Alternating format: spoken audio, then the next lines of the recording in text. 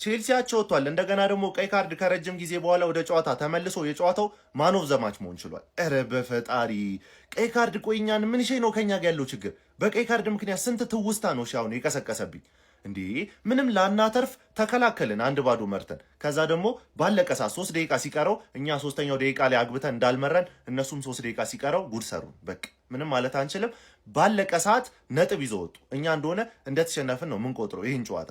እንደገና ደግሞ የዛሬው ጨዋታ ላይ እግዚአብሔርን በቃ በአብዛኛው ተጫዋቾቹ የሉም፣ ፓስ ብቻ ነው የሚችሉት፣ ፓስ ብቻ። እንደውም ኔቶ ትንሽ ጥሯል። ሌላው ማለት ነው እኔ ሳላደንቀው ማለፍ የማልፈልገው ካይሴዶ በጣም አሪፍ ነበር። እንደገና ጀምስ ሁለቱ። ከዛ ውጭ ያለው ግን ማለት በተለይ ፓልመር በጣም የለም ጭራሽ። እንደገና ደግሞ ብዙ ቻንስ እየተፈጠረ አልነበረም። በጣም ኢንዲቪጁዋል ኢረር ነበር፣ የፓስ ኢረር ነበረ። ለማንኛውም የሆነ ሆኗል። የቀሩት ቲም ላይ መቋጠር ነው። ሊቨርፑል ቢያሸንፍ እንኳን ከኛ ጋር ነጥብ እኩል ይሆናል፣ ግን ጎል አይደርስብንም። ግን እንደዛም ሆኖ እንቋጠርበታለን። ማንቺም ደግሞ ሰኞ አንድ ላይ ከሊቪ ጋር ሆነን ይቋጠርባል። ምንም ልረዳ አልችልም። ቀናችንን ግን የበለጠ ሊያበላሽ የሚችለው የሲቲ 5 ሰዓት ጨዋታ ነው። ሲቲ ግዴታ ማሸነፍ አለባቸው ይህን ጨዋታ፣ ያለዛ በቃ ደብል ህመም ቁስል ላይ ቁስል ነው የሚሆነው። እና ሲቲዎች ጠንከር በሉ።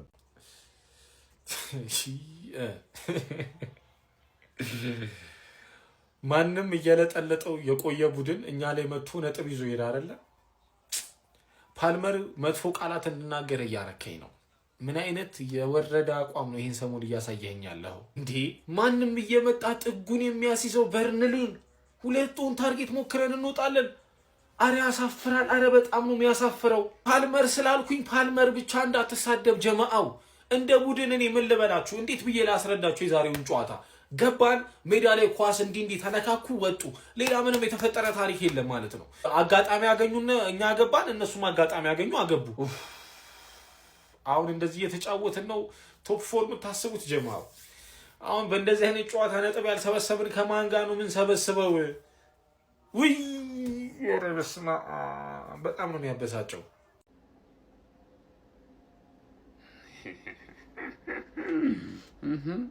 ጠገብሽ ችላ ዘንድሮ ቶፕ 4 አፈልጊም ማለት ነው አይደል? አገቢም ነው አገባም አሉ ይሄን ቶፕ 4 ባዩ ማነው ቢሉ ሻሼ ነኝ ትርፍዬ ነኝ ዘንድሮ ትርፌ ሳናስበው 3ኛው ነው መጨረሻው ነው ጀም ወይኔ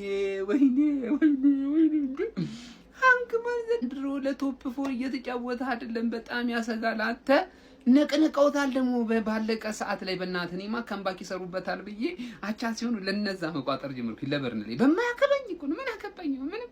ግን በቃ አቻ ሲሆኑ ነሸጡኝና ማለት ነው እንደተለመደው ቀይ ካርድ አይተዋሉ። ቼልሲ ቤት ያው የወርቅ ቀለባቸው ነው። ቀይ ካርድ ካላችሁ አይሆንላችሁም። ለማንኛውም ሃንግማን ቁርጡን ንገሪን በቃ የምሬ ነው። ተጋሪ ያለሽ አገቢም ቶፕ 4 ግልጹን ንገሪን በቃ እኛ እሱን ነው የምንፈልገው። ቀልድ ነው እንዴ እነዚህ ያዙት። በውልቭስ የሳቁብኝ ጠላቶችን በሙሉ የማብሸቅ ክፍል 1 ሃንግማን ቀይ ኤፍሲ። አንቺ ሰማያዊ ትለብሻለሽ ግን ቀይ ኤፍሲ አንቺ ራስሽ ቀይ ነሽ። ለንደን ብሉት ያለሽ አንቺ ራስሽ ቀይ ነሽ ማለት ስታንፎርድ ብሪጅ ራሱ ቀይ ነው። ዌስሊ ፎፋና ባለፈው ሲያለቅስ ብቻውን ዝም ስትሉት አስለቀሳችኋ። አቻ መሆኑ እኮ ጣጣ የለውም። ለቶፎር እኮ አቻ መሆኑ ጣጣ የለውም። በሜዳሽ አቻ መሆኑ ነው ችግሩ እኮ ገባሽ አይደል? በሜዳሽ አቻ መውጣት የለብሽም እኮ። ቋጠረብኝ ምናምን ብለሽ ብዙ እንዳትጨነቂ። እኔ ሰዓቴን አላባክንም አንቺ ላይ ማንም ቋጥሮ ሌሎች የሊቪ ማንቼ ምናምን ደጋፊዎች ወንድም ጥላኮ ባይዘ እኮ በጥቅም ጉዳይ ቀልድ የለም ታውቂያለሽ አይደል? እነሱ ምናምን ናቸው እንጂ እኔ ማታ ነው 5 ሰዓት ነው ስራ ያለብኝ። ባባዬ ምን አገባኝ እኔ ስለናንተ። ወረዳችሁ አልወረዳችሁ። ሌምሮ ሲኒየር ግን እንኳንም አልተሸነፈም። ምክንያቱም ፕሪሚየር ሊግ ከመጣ 1 ሽንፈት አልቀመሰም፣ 2 ሽንፈት ነው የቀመሰው። መድፈኛው ማን 3ኛውን ስለምን ደግሞ በቅርቡ እንዳይሸነፍ አቻ እየወጣ ይጠብቀን እና ቀይ ይድገማ። በየጨዋታው ቀይ ተመልሷል። ይመቻችሁ። አይፎፋና 2 አህያዎች ይዛችሁ ገብታችሁ ከዛ የሚቀየረው ሌላ አህያ ማን አደራ በዩ እሱ ነው ለካ መሸፈን የነበረበት ሽል በትስት አረጋው አደራ በዩ አደራ በላሻ አይቼላ ወንድም ጥላ አይቼላ እኔ አንተን አብረን ሻምፒዮንስ ሊግ እንገባለን ብዬ ይዘን እጅ ለእጅ ተያይዘን እንዳዲስ ፍቅረኛሞች እንገባለን አሮጊቷን አስፈንጥረን ብዬ ስንት ነገር አቅጄ ቼላ እንዲህ ነው እንዲህ ያረ ነጥብ አጣልን። ይደብረኛል እውነት ተው ቼላው 90 ምናምን ላይ ያ ፎፋና የተባለ እኮ ነው። በእናትህ ምን አባቱ በስነ ስርዓት አይጮትም የዛጎላም ልጅ። አይ ቼላ በቃ አርፈ ቋጥር፣ በቃ አርፈ ቋጥር። ምን ማድረግ አይቻልም። በጾም ስጋ አትወጉም ቼላ። በጾም እንግዲህ አትወጉም ስጋ አይሆን። ቶፕ ፎር እንጆበሉት በቃ 3 ሆልዲንግ ሚድፊልደር መሀል ላይ ያሰልፋችሁ ምን አይነት ኦፕን ፕሌይ ቻንስ ክሪኤሽን እንዲኖር ጠብቀ ነበር? ሮዚኒየር፣ ኤንዞ ፈርናንዴዝ፣ ካይሴዶ እና ላቪያ። ባለፈው ጨዋታ ማስተውላችሁ ከነበረ ከሊድሱ ጨዋታ ጋር የኦፕን ፕሌይ ቻንስ ክሪኤሽናችን በጣም ቀንሶ ነበረ። ለዛ ነው ከኋላችን መጣው የደረሱብን የነበረ ያንን ጌም ማለት ነው። አሁንም በዚህ ጨዋታ ተደግሟል። በተለይ ሳንቶስ እና ኤንዞ ምን አይነት ፓስ ያደርጉ እንደነበር አይታችሁታል። በቃ ወደ ጎን ብቻ በቃ እኔ ሪስኩን ለምን እንደሚፈሩት አላውቅም። ወደ ጎን ብቻ ነበር ፓሱን ሲያደርጉት የነበረ። በጣም አሰልችና ቦሪንግ የሆነ ፓስ ነበር ሲያደርጉ የነበረ። አስቶን ቪላ እና ብሬንትፎርድ ጨዋታውን ጥለውልናል፣ እኛ ደግሞ ይህንን ጨዋታ አስጠብቀናል ብዬ ባለቀ ደቂቃ ያግቡብን። ባለቀ ደቂቃ የአርሰናልን ጌም ነው የተጫወት ነው ዛሬ። የአርሰናልን ጌም ማለት ነው አይታችሁታል። በአንድ ጎል ልዩነት እየመራችሁ እዚህ ያህል ደረጃ መቆየት ምን እንደሚያስከትል አይተናል። ከአርሰናል ራሱ አይተናል ባለፈው ሳምንት። እንዴት ይህን ጌም መልሶ ይጫወቷል? ሮዚኒዮ ዊፋክድ ግባ እናውጣው፣ ቼላው ግባ እናውጣው፣ ሃንግማን ግባ እናውጣው። የፌሌሜንግን ጎል ባለቀ ሰዓት 3 ነጥብ ይዤ ወጣው ሲል አረ እንችላለን ሊጋዝ፣ አረ እንችላለን። 3 ቋጠሮ ነው የተሳካልን። ባይዞ ዛሬ 3 ቋጠሮ።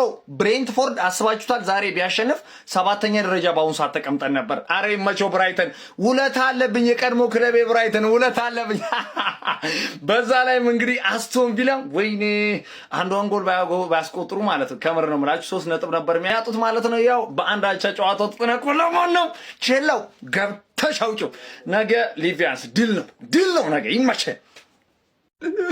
ጅማው የዲቻው ደጋፊዎች እቺን ሰሞን ትንሽ አፍልተው ነበረ። እራሳቸውን ከአርሰናል ጋር መነጠጠር ጀምሮ ነበር። አርሰናል አቻ ወጣ ብለው እራሳቸውን ከሊጉ መሪ ጋር ትንሽ ነጠር ያለው ነበር። ትንሽ ፈላ አድርገው ነበር። ወይ መልክላቸው የዲቻው ደጋፊዎች፣ ወይ መልክላቸው ወዛ አልባ የኮብል ቀጥቃጭ እኮ ናቸው። እንዳለ እኮ የዲቻው ደጋፊ ኮብል ቀጥቃጭ ወሰደር እኮ ናቸው። ምንም የሚያውቁት ደንቆሮ ስብስብ እኮ ነው የዲቻው ደጋፊ እኮ። በጣም ቆሻሻ ደጋፊ እኮ ነው። እንደ ክለብ የማላየው ቲም ሲጀመር ዲቻው ነው። ለንደን ላይ አንድ ክለብ ነው ያለው፣ እሱም አርሰናል ነው። አለቀ ጀማው። ሌላ እኮ ታሪክ የለም። ዛሬ በርንሌይ አብርዶታል። በቃ አለቀ እኮ። በርንሌይ በሚገባ አብርዶታል ዛሬ። ሊቨርፑል ለቶፕ 4 የሚገርም ድል ነው። ሳይጫወት ድል ነው ጀማው፣ ሳይጫወት እና ትንሽ አፈልቶ ነበር ዲቻው። ወይ መልክ የለው ደጋፊ፣ ወይ ጸባይ የለው፣ ወይ ክለቡ ምን አቋም ላይ እንዳለ የማያውቅ ደጋፊ ነው ዲቻው። ተረጋጊ እንጂ ከአርሰናል ጋር 6 ፕሪሚየር ሊግ ኑሮ። እሺ ቼልሲ አቻ ወጣ። በመጀመሪያ የዛሬው ቀን እንኳን አለፈ። በኢየሱስ እንኳን የሆነ ምናልባት በህይወቴ እንደዚህ የሚያስጠላ ቀን አሳልፌ አላውቅም። በጣም የሚደብር ቀን ነው የዛሬው ቀን። ፈጣሪ እንኳን በሰላም አሳለፍከኝ። ይኸው መጨረሻ ላይ በዚህ ነጀሰኝ። ምንም ሙሉ ለሙሉ በቃ የተመታ ቀን ነበር። ይኸው በዚህ ደግሞ አሁን ደግሞ ጨመረልን ማለት ነው። ይኸውላችሁ አንድ ነገር ልናገር። ቼልሲ ጨዋታ ከመጫወቱ በፊት እባካችሁ የጉራ ይሄ እናሸንፋለን ምናምን አይነት ቪዲዮ አትስሩ በእግዚአብሔር። አንደኛ እኛን ነው የምታሰድቡት፣ ሁለተኛ ማሰደቡ ብቻ ሳይሆን የሆነ በጣም ኦቨር ኮንፊደንስ ምናምን ነገር መሆን አያስፈልግም። በጣም የሆነ ስለሚረብሸን ነው። እውነቴን ነው የምነግራችሁ። በቃ አትሊስት ኤዲተሮች ቢሰሩ ይበቃል። ኤዲት ቢደረግ ችግር የለውም። ወተን ግን እንደዚህ ሚዲያ ላይ ምናምን በርንሌይ እንትን አይባልም። ኳስ ነው፣ ፕሪሚየር ሊግ ነው። ሲቀጥል ለዛሬው ሽንፈት 3 ሰዎችን ነው እኔ ተጠያቂ የማደርገው። በጣም ትንስላለኝ፣ አትታዘቡኝ እሺ አወራሪ። አንደኛ ኮል ፓልመር፣ ሁለተኛ ሊያም ሮሲኒየር፣ ሶስተኛ ዌስሊ ፎፋና። ለምንድን ነው ይሄን ያልከኝ ያላችሁ እንደሆነ ዌስሊ ፎፋና ደሞስት ኬርለስ፣ በቃ ኬርለስ የሆነ ስራን ይሰራው ቢሄዱ ምንም የማይፈጥሩት እንኳን። ሊያም ሮሲኒየር ደግሞ ቀጣይ አርሰናል ጨዋታ እንዳለን ካወቀ እሱ ቢጫ እያለበት ማቆየቱ አንድ፣ ሁለተኛ እሱ በቀይ ሲወጣ ሙሉ ተከላካይ ያደረጉት ይሞል ምን ማለት ነው? በምን እሺ እናግባ? ጎል አሁን አስፈለገን አይደል? ምን ልናደርገው ነው? በጣም የሆነ አማተር ስህተት። ለምን መሰላችሁ? ጀማሪ አሰልጣኝ ስለሆነ ኤንዞ ማሬስካ ካስተዋላችሁት ከስተቱ እየተማረ ፋይናሊ አሪፍ አረገ በቀይ ሲወጣበትም። አሁን ግን ገና የሰውዬስ እንደዛ እስኪደርስ ድረስ አስቡት ምን እንደሚፈጠር።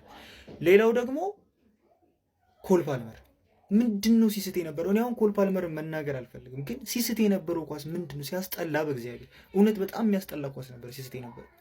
ባለፈው አርሰናል በወልቭስ ነጥብ ሲጥል ይሄ የእንግሊዝ ፕሪሚየር ሊግ ነው ስላችሁ አርሰናል ላይና እኔ ላይ የአሽሙር ፈገግታ ፈገግ ካላችሁ ደጋፊዎች መካከል አንዱ የቼልሲ ደጋፊዎች ናችሁ።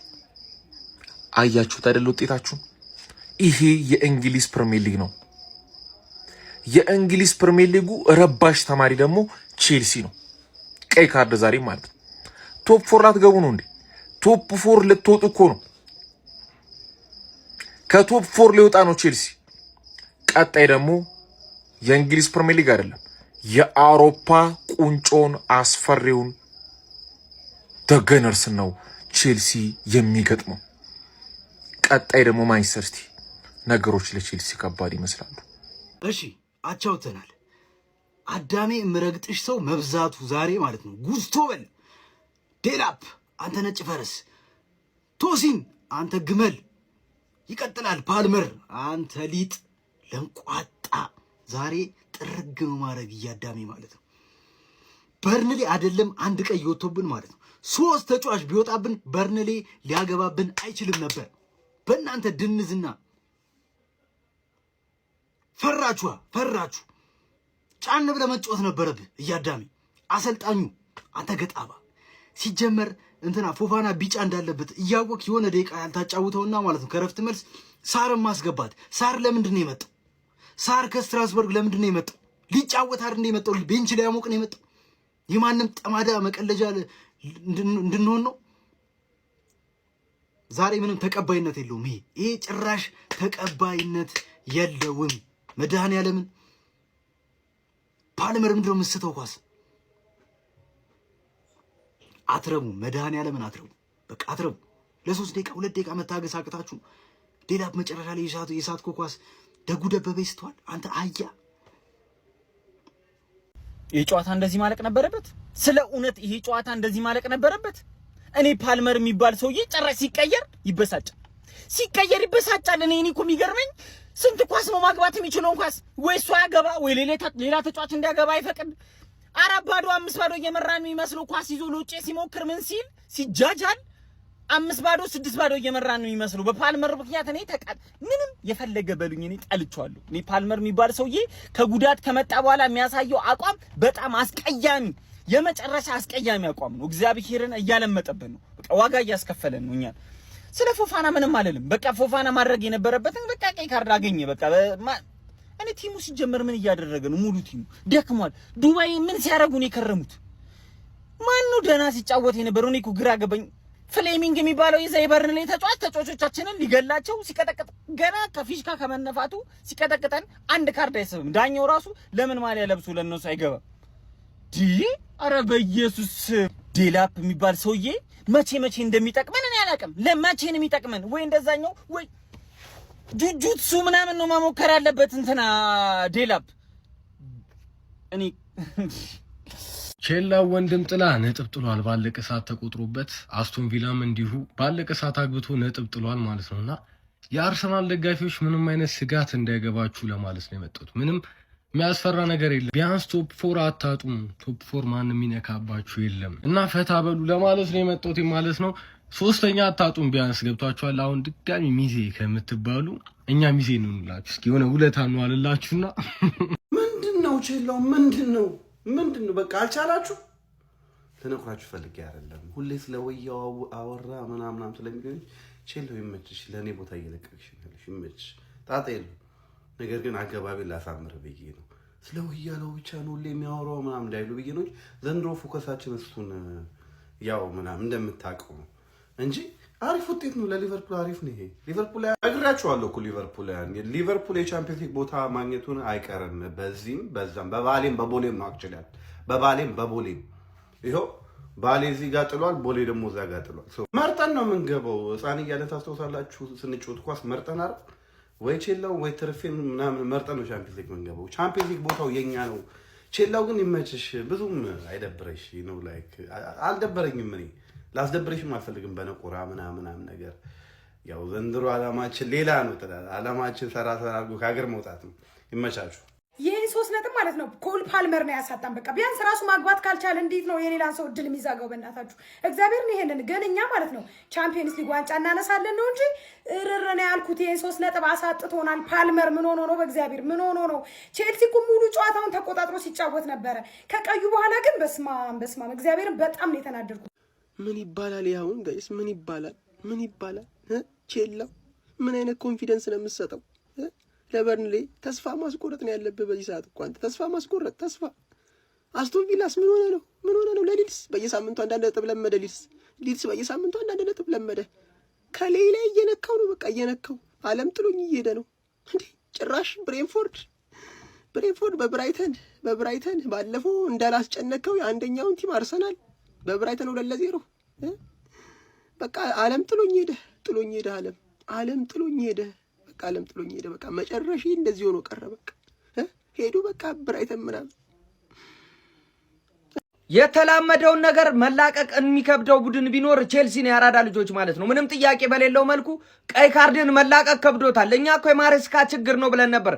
ለካ ሊያምን መጥቶ ልዩነት የለውም ነው። ቀይ ካርድ ላይ ችግር የለበትም ቼልሲ። ምንም እየመራ ካሳዘንከው ቀይ ካርድ ያስወጣል። አቻ ያልቃል ወይ ሊሸነፍ ይችላል ነው። ሌላ አማርኛ የለውም ማለት ነው። ቶፕ ፎር ውስጥ በደንብ ራሱን ማቆየት የሚችልበትን ነጥብ ዛሬ በገዛ ሜዳው አሳልፎ ለበርንሌዎች መስጠት ችሏል ማለት ነው። ምንም ጥያቄ በሌለው መልኩ ደግሞ የሚያስገርመው ኳስ እኔ እንዴት እንደሆነ አላውቅም ድሮ ቀረ ማለት ነው። ይሄ የቶፕ ፎር የቶፕ 6 ቡድን ያላቸው የሜንታሊቲ አንድ ሰው ቀይ ካርድ ሲያይ እኮ በቃ ገብቷል አይደል? ትልቅ ቡድን ያንን ከቨር አድርገህ መጫወት አለብህ። ሜንታሊያቸው ነው ከአንድ እንደሚወርደው ማለት ነው። አሁን በብዛት ያሉት ክለቦች ቀይ ካርድ ሲያዩ ጭራሽ እየወረዱ ይመጣሉ ማለት ነው።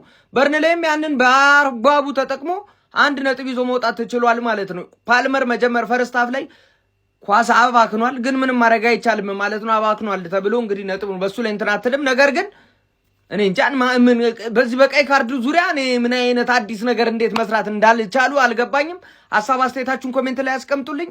ሼር ኮፕሊንክ በደንብ ይደረግ። ይመቻችሁ። ቼላው አገኘሁሽ ይላል። ይኸውላችሁ በደንብ ኮፒ ሊንክና ሼር እያረጋችሁ ለባለ ሽንት ቤቱ ልጅ አደርሱልኝ።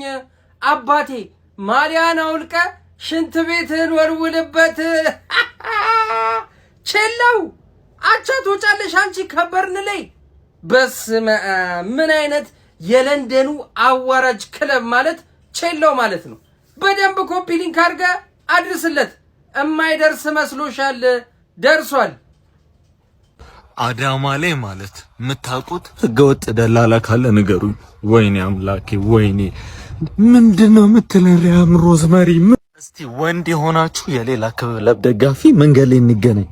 ወንድ የሆነ ቼላው ነጥብ ጥሎም ቢሆን እንግዲህ ቶፕ 4 ላይ ሰግጦ እንደምንም ገብቷል ማለት ነው። እኛም ነገ ያለብንን የቤት ስራ እንደማንኛውም እንወጣለን። ዩናይትድም ላይ ሰኞ እንቋጥራለን። ያው እንደዛ ነው መሆንም ያለበት። ግን እናንተ በጣም ታስገርማላችሁ። ጆ ፔድሮ እንደዛ እንኳን ለፍቶ ባለቀ ሰዓት ይገባባችሁ። ካርማ ኢዘቤች ከዚህ ቀደም ብያችኋለሁ። በቃ ባለፈው ማለት ነው ከበርንሌ ያቸው ወጣችሁ ብላይ ስታለቅጥ የነበርክ የቼልሲ ደጋፊ እንዳለ ማለት ነው አንተም ላይ ተመልሶ እንደሚደርስ ማወቅ መቻል አለብህ። ካርማ ኢዘቤች።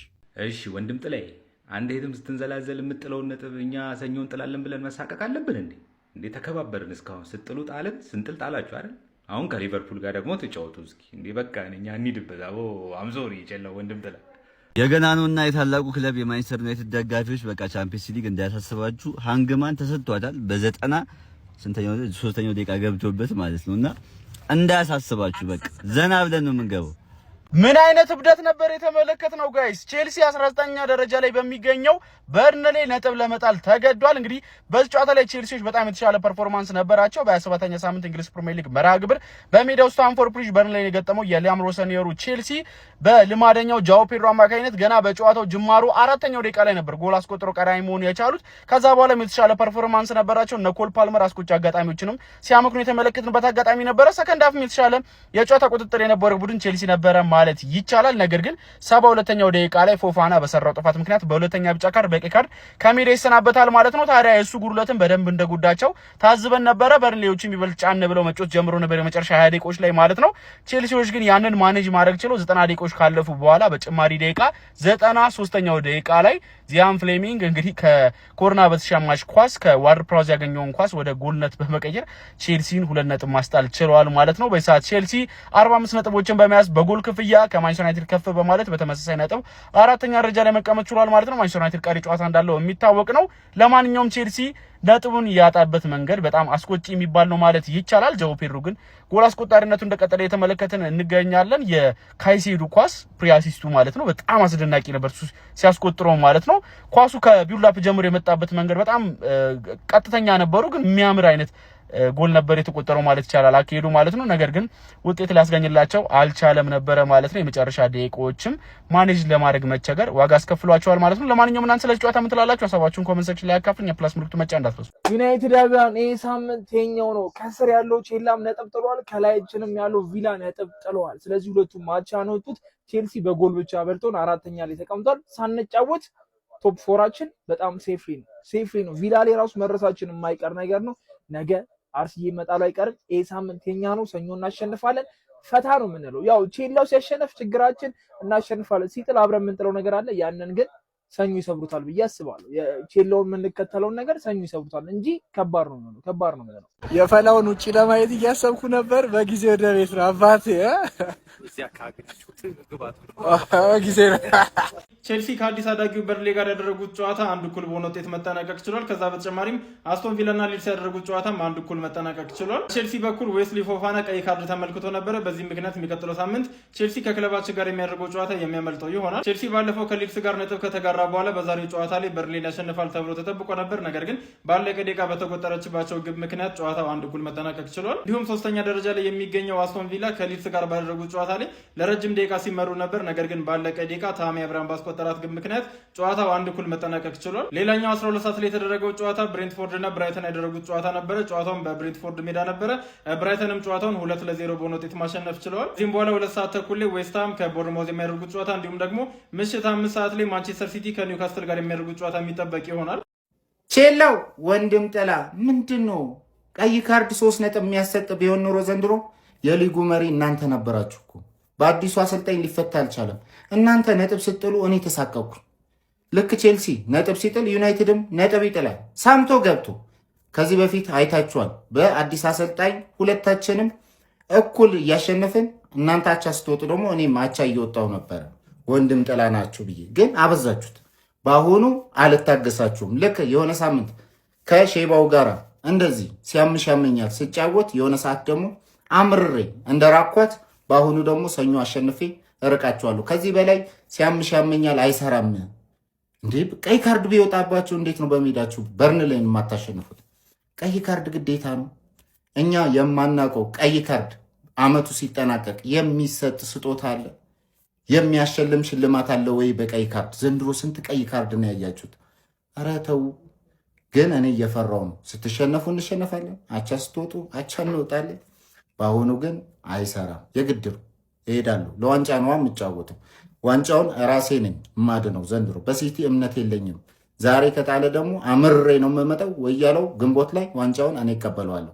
ከዚህ በፊት አድርጌው ስለማቅ ማለት ነው። ቼልሲ ባለቀ ሰዓት በተቆጠረበት ኳስ አንዳቻ ተለያይቷል። ቶፕ 4 ለምንወዳደረው ለእኛ ለዩናይትዳውያን በጣም ጠቃሚ ድል ነው። ግን በቀይ ካርድ ባይወጣበት ይሸነፋል ብዬ አላስብም ነበረ። አቻ ይወጣል ብዬ አላስብም ነበረ። ግን የጄምስ ዋርድ ፕራውስ ዴሊቨሪ ሌላ ታሪክ ነው። ዚያን ፍሌሚንግ ብዙ ኦፍ ዘ ቦል ጥሩ ነገር ቢያሳይም ከኳስ ጋር ምንም አይነት ደህና ነገር ሲያደርግ ከርሞ ባለቀ ሰዓት ሚስቴር ጉዝነች ወይም ወልጃሉ የሚመስሉ ኳስ በሆዱ ውስጥ ከቶና አውራጣቱን እየጠባ ሴሌብሬት አድርጎባቸዋል። ቼልሲ አስቆጭ ድሉ በብሪጅ ያመከነው ግን ዌዝሊ ፎፋና መረጋጋት ነበረ። በቢጫ ካርድ ካይዛ ቦታ ላይ ምንም አይነት ፋውል የሚያሰራ አርጀንሲ ወይም ጠድፊያ አልነበረም። እሱ ግን ዘሎ እንትን ብሏል። ዋጋ አስከፍሏቸዋል።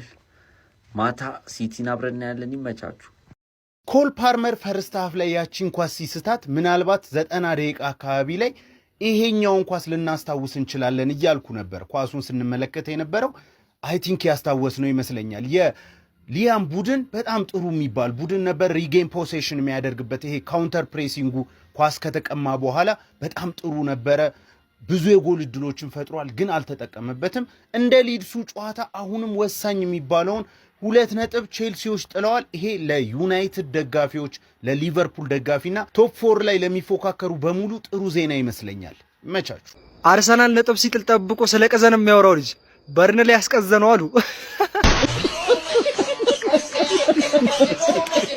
ቼልሲ 90 ምናምን ደቂቃ 1-0 ሲመራ ቆይቶ በ90 ምናምንኛው ደቂቃ በርንሌይ እኔ እንጃ ለኔ እንደግሌ በጣም አሳፋሪ ውጤት ነው። ምክንያቱም 1-0 መምራት የጀመረው ገና 5ኛው ደቂቃ ላይ ነው። 5ኛው ደቂቃ ጀምረን ያው በገዛ ሜዳችን ወራጅ ቀጠና ያለን ቡድን ጋብዘን 1-0 እየመራህ ገና በ5ኛው ደቂቃ ይሄን ያህል ጎል የሚገባብ ጎል ገብቶባቻ የምትወጣ ከሆነ ይሄ በጣም አጠያያቂ ቡድኑ ጭራሽ ጎል ለማግባት ምንም ፈለ አንድ ጎል ካገባ በኋላ ኳሶቹ ፓስ በዛ ነው እንጂ የሚደረገው በምንም አይነት መንገድ ወደፊት ሄዱ ለመጥራ አንዳንዴ እነ ፓልመር ራሱ ኳስ እንኳን ኮንትሮል ማድረግ እንኳን እያቃታቸው ደግሞ እኮ የሆነ ጉዳት እንትን ቢኖራቸው ወይ ደግሞ ተጫዋቾቹ ገና እረፍት ሳይሰጣቸው ምናምን ቢሆን ይገርማል።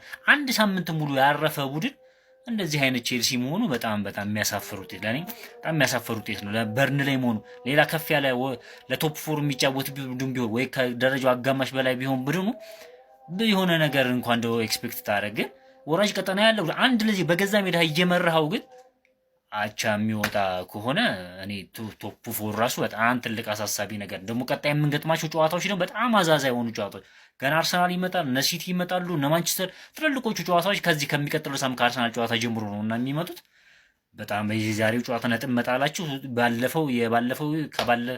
ባለፈው የዲልስ በቃ በጣም እንትን አበሳጭቶ ደግሞ እዚህ ደግሞ የባሰ ነው። በበርንሌይ አቻ እንውጣ በበርንሌይ።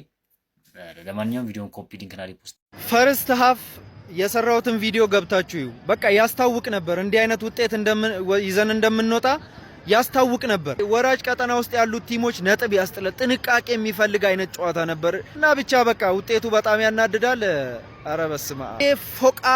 ፎቃቃ ደግሞ በመከራ ይመለሳል። ከጉዳት በመከራ ነው የሚመለሰው። ምን አይነት ይሄ የጌም ፕላኑን እንዳለ ቀየረው። ምንም ማድረግ እንዳንችል አረገ። እነ ፓልመር በሱ ምክንያት ተቀይረው ወጡ ምናምን። ሙሉ ጌሙን የቀየረው ፎፋና ነው። በቃ ያው የቲሙ ችግርም እንዳለው ነው ማለት ነው።